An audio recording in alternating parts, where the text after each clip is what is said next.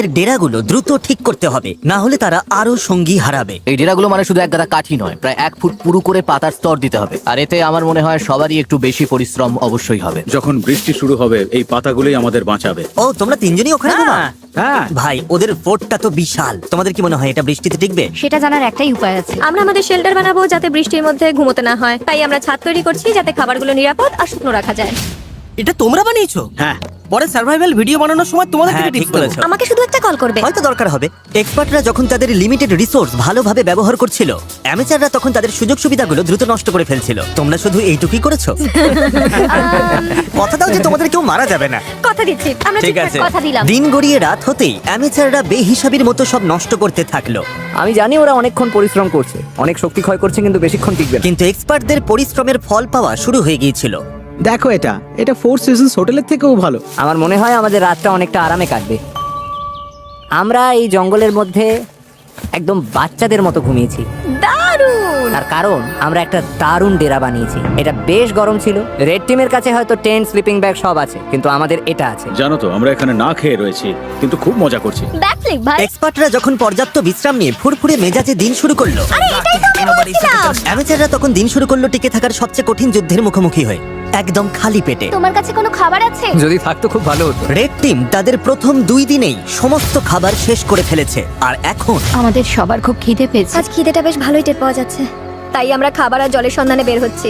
আর এদিকে খাবার খোঁজার ক্লাস শুরু হচ্ছে এবার। সার্ভাইভাল এক্সপার্ট সেথের বুদ্ধিতে ব্লু টিম পুরো জঙ্গলটাকেই একটা গ্রসারি স্টোরে পরিণত করলো। তোমরা এটা তুলে যে কোনো সময় হালকা খাবার হিসেবে খেতেই পারো। সে এমনকি কাঠি দিয়ে মাছ ধরার ফাঁদ বানিয়ে পাশের নদীতে পেতে রাখলো। এদিকে অ্যামেচাররা তাদের মাছ ধরার সরঞ্জাম ব্যবহার করেও শেষমেশ শুধুমাত্র আবর্জনাই ধরতে পারলো। কিন্তু চতুর্থ দিনে এসে এই খাবারের অভাব আর হাসির পর্যায়ে থাকলো না। ভালো, আমাদের সব খাবার শেষ। আমাদের কাছে কতটা খাবার আছে জানো কি? আমাদের কাছে একটুও খাবার নেই। মনে হচ্ছে সারা রাত এই কাঠি চিবিয়ে থাকতে হবে। আমরা খাবারের খোঁজে বেরোচ্ছি। যেহেতু পার্টি মিক্স বড়জোর 45 মিনিট চলে, এটা কি? আমার কাছে সেটার জন্য একটা প্ল্যান ছিল। বিটরুট। আপেল। আমি বনের চারপাশেই খাবারের ছোট ছোট ভান্ডার লুকিয়ে রেখেছিলাম। কি? ঠিকমতো ভাগ করে চললে এখানে টিকে থাকার জন্য ন্যূনতম খাবার রাখা ছিল। আমি বাজি ধরতে পারি এই বনে আরো অনেক কিছু আছে, আমাদের শুধু একটু ঘুরে দেখতে হবে। আমি জঙ্গলে এক গাদা খাবার খুঁজে পেয়েছি। আজ রাতে দারুণ খাওয়া হবে। খাবার মেপে খরচ করতে 2 দলই নিজেদের প্যান্ট্রি তৈরি করলো। আমার মনে হয় আমরা কিছুদিন ঠিক থাকতে পারবো যদি আমরা একসাথে কাজ করি। খেয়াল রাখতে হবে কেউ যেন একে অপরের বিরুদ্ধে না যায়।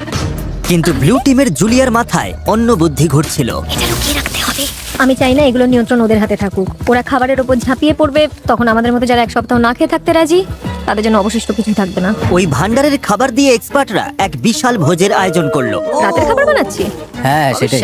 ঠিক তখনই উত্তেজনা চরমে পৌঁছালো। আমরা আমাদের সাধ্যমতো চেষ্টা করছি। সবাই হয়তো খুশি হবে না, কিন্তু তোমরা যদি আমাদের সাথে কথাই না বলো তাহলে খুশি করব কি করে? আমি গেলাম। Good night. চেলসি, ওদের ছাউনিটা কোথায়? র্যান্ডির সন্দেহের ফলে এই চ্যালেঞ্জে এক নতুন বাধা সামনে এলো। অসম্ভব। সিরিয়াসলি? আলু? আর তা হলো ওদেরই টিমমেট। এই দেখো, ওরা চলে যাবার পর ওদের ছাউনিতে এই খাবারের স্তূপ পাওয়া গেছে। ওরা দলের জন্য কিছু কন্ট্রিবিউট করেনি, তাই সত্যি বলতে আমি বেশ খুশি হয়েছি ওরা চলে গেছে। তবে উল্টো দিকেও ভাবতে হবে, জেতার জন্য আমাদের লোকেদের ধরে রাখা দরকার। র্যান্ডি ঠিকই বলেছে। এই খেলার শেষে যে দলে সবচেয়ে বেশি সদস্য থাকবে তারাই জিতবে এবং $2.5 লাখ তারাই ভাগ করে নেবে। আমরা 5 জন লোক হারিয়েছি, তাই শোনো, আগামীকাল আমাদের কেউ যেন বাদ না পড়ে, ঠিক আছে? কিন্তু র্যান্ডির উৎসাহ দেওয়া সত্ত্বেও এমন কোনো গেমে কখনো থাকিনি যেখানে নিজেদের টিমমেটদেরই বিশ্বাস করা যায় না। মার্কো, এটা করো না। একের পর এক পার্টিসিপেন্ট নিজেরাই বাদ পড়তে থাকলো। সেই সাথে চলতে থাকলো ঝগড়া। অন্যরা কি খাবে সেটা তুমি ঠিক করে দিতে পারো না? এখানে 11 জনের প্রত্যেকের একটা করে আপেল পাওয়াই উচিত। বিরক্তিকর। এখানে 50 জন সার্ভাইভালিস্ট বা স্বঘোষিত নেতা আছে যারা সবাই নেতৃত্ব দিতে চায়। আমার পক্ষে এটা সম্ভব নয়। আমি চলে যাচ্ছি। মাত্র 5ম দিনেই এক্সপার্টরা 9 জন সঙ্গী হারিয়েছে। তাদের এই গেমে টিকে থাকতে হলে এখন মিলেমিশে থাকা শিখতে হবে। এসে খেয়ে নাও, জানি তুমি এখনো আপেল পাওনি। রেড টিমের একজোট হয়ে খাবার ভাগ করে খাওয়ার পরিকল্পনা তাদের টিকে থাকতে সাহায্য করছিল। দয়া করে একটাই নাও। আমরা ভাগ করে খাচ্ছি, এখানে এভাবেই চলে। ধন্যবাদ। আমি সাধারণত 6টা ডিম খাই সকালে, কিন্তু এখানে একটা আপেল খেয়ে আছি শুধু টাকার জন্য। কিন্তু সবাই দিনে মাত্র একটা আপেল খেয়ে থাকতে রাজি ছিল না। খাবার বেশি নেই, শরীর আর চলছে না।